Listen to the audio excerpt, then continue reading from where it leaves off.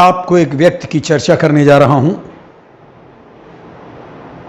जो इतिहास का न केवल क्रूर व्यक्ति था बल्कि घृणित व्यक्ति था।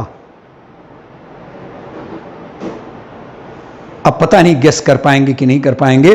उसका नाम था मुसोलिनी। मुसोलिनी का जन्म 1882 की 29 जुलाई को इटली के प्रेदाप्यो नामक गांव में हुआ था। 18 वर्ष की अवस्था में वह एक पाठशाला में अध्यापक बन गया। भगवान न करे कि एक अध्यापक इतना क्रूर और घृणित व्यक्ति हो। 19 साल की उम्र में बेनितो भागकर वह स्विट्जरलैंड चला गया। वहां वह मजदूरी करता और साथ ही रात को समाजवादियों से मिलते जुलते और समाजवाद का अध्ययन करता। वहां से लौटकर कुछ समय तक सेना में कार्य किया।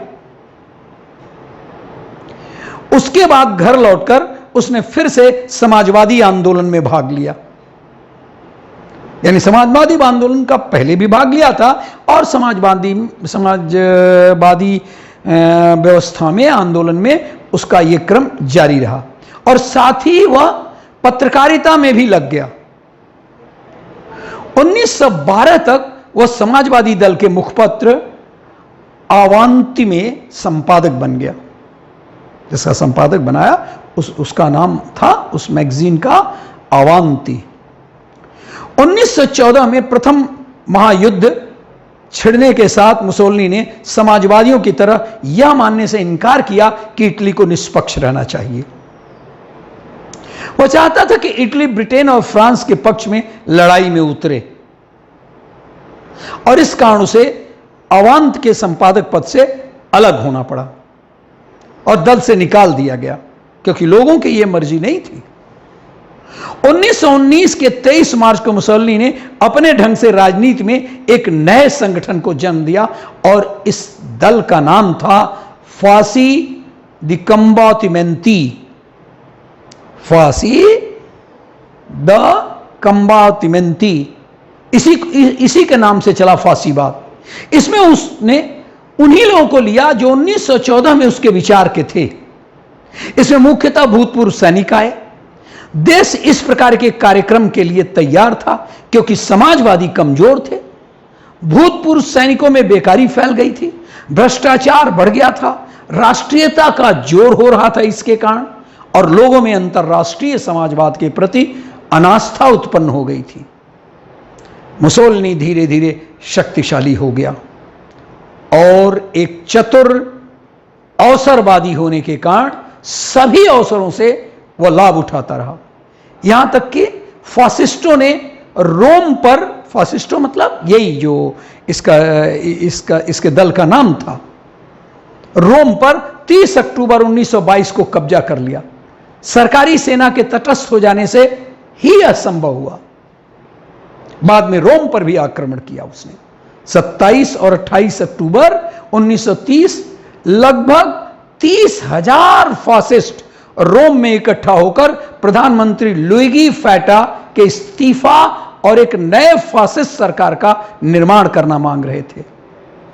28 अक्टूबर के सुबह में राजा विक्टर तृतीय ने सरकार के फौजी कानून का निवेदन अस्वीकार कर दिया, नहीं चाहिए, जिसके कारण लुइगी फैटा ने प्रधानमंत्री का पद इस्तीफा दे दिया, लेकिन माना नहीं और बेनिटो मुसोलिनी से नई सरकार बनाने का निवेदन किया। और यह देखिए, अब द्वितीय विश्व युद्ध का समय आ जा रहा है। मुसोलिनी ने 1935 में अबिसीनिया पर हमला किया और कहा जा सकता है यहीं से द्वितीय विश्व युद्ध का प्रारंभ हुआ। उधर हिटलर और इधर मुसोलिनी। अंतर्राष्ट्रीय क्षेत्र में हिटलर और मुसोलिनी का गठबंधन हो चुका था और जब द्वितीय महायुद्ध छिड़ा तो हिटलर और मुसोलिनी यूरोप में एक तरफ थे और दूसरी तरफ ब्रिटेन तथा फ्रांस। क्रमशः इसमें और भी शक्तियां आती गईं। पहले तो हिटलर की विजय हुई, फिर फासिस्टों की पराजय शुरू हो गई। पराजयों के कारण 25 जुलाई 1943 तक ऐसी स्थिति हुई कि मुसोलिनी को प्रधानमंत्री पद से इस्तीफा देना पड़ा और वह हिरासत में ले लिया गया। अब इनके बुरे दिन आएंगे। पर सितंबर में ही हिटलर ने उसे छुड़ा लिया। नहीं साहब, और वे उत्तरी इटली में एक कठपुतली राज्य के प्रधान के रूप में स्थापित कर दिया। किसने? हिटलर ने। यहां मुसोलिनी का उसने साथ दे दिया। इसके बाद भी लेकिन फासिस्ट हारते ही चले गए, यानी मुसोलिनी का दल। और 26 अप्रैल 1945 को मित्र सेनाएं ब्रिटेन और फ्रांस आदि इटली पहुंच गई। देश के गुप्त प्रतिरोधकारियों ने इनका साथ दिया वहीं पर, और उसी दिन मुसोलिनी स्विट्जरलैंड भागने की चेष्टा करते हुए प्रतिरोधकारियों से यानी विरोधियों द्वारा पकड़ लिया गया और 28 अप्रैल 1945 को उसे इस बर्बर अत्याचारी को दंड दिया गया। अब आगे देखते हैं कि क्या हुआ मुसोलिनी के साथ। कितना नफरत था जी, लोगों में कितना इसके प्रति घृणा थी। आपको बता चुका हूं कि मुसोलिनी का प्रारंभिक जीवन भागदौड़ भरा था तथा मुसोलिनी एक अवसरवादी प्रवृत्ति का व्यक्ति था। इसलिए उसे अब भी अवसर मिला, जब भी अवसर मिला कभी वो चूका नहीं। और वो दिन भी आया जब मुसोलिनी ने अवसर देखकर सन 1919 में फांसीवाद का नेतृत्व किया और उसकी मौत 28 अप्रैल 1945 को हुई। ये मैं बता चुका हूं। इसके परिवार के बारे में जानकारी जो मिलती है कि इसके पिता एक लोहार थे, इसलिए मुसोलिनी में लोहे की तरह जज्बा भरा हुआ था और इसी जज्बे के कारण मुसोलिनी एक विशाल साम्राज्य खड़ा कर पाया। लेकिन क्या होता है ऐसे विशाल साम्राज्य का?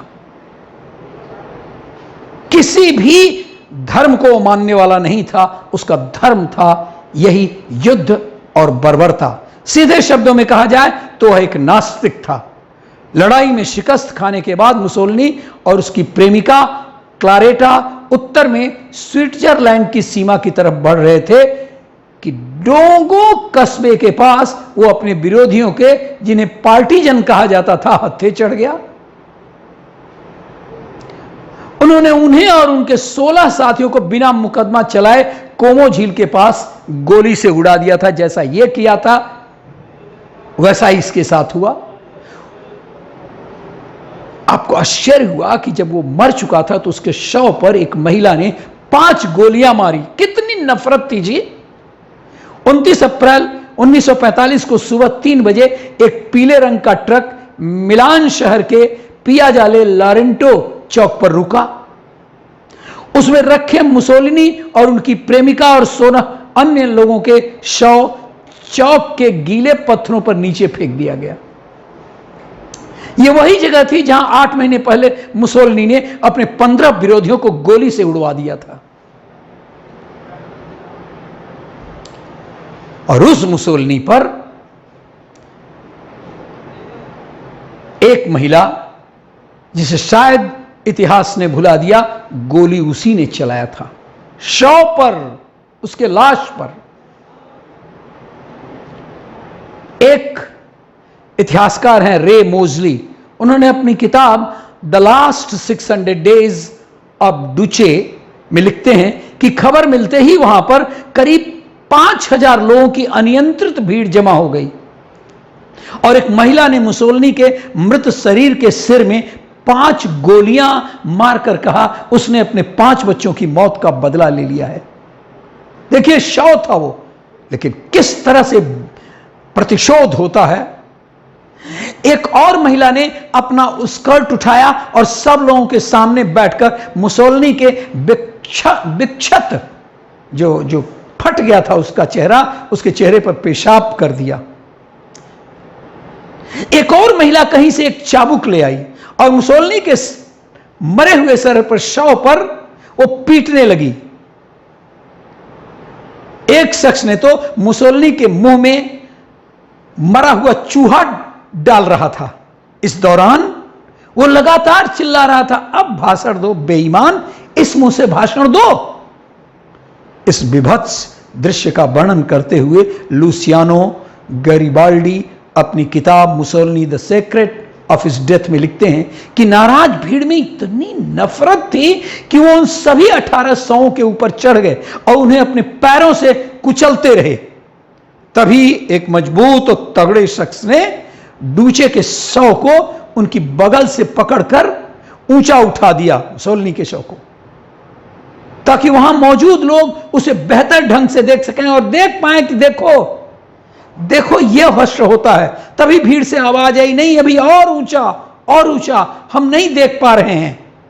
यह सुनते ही उस शख्स ने मुसोलिनी और उनकी प्रेमिका क्लारेटा और 4 अन्य लोगों के शव को उनके टखनों पर रस्सी से बांधकर जमीन से करीब 6 फुट ऊपर उल्टा लटका दिया।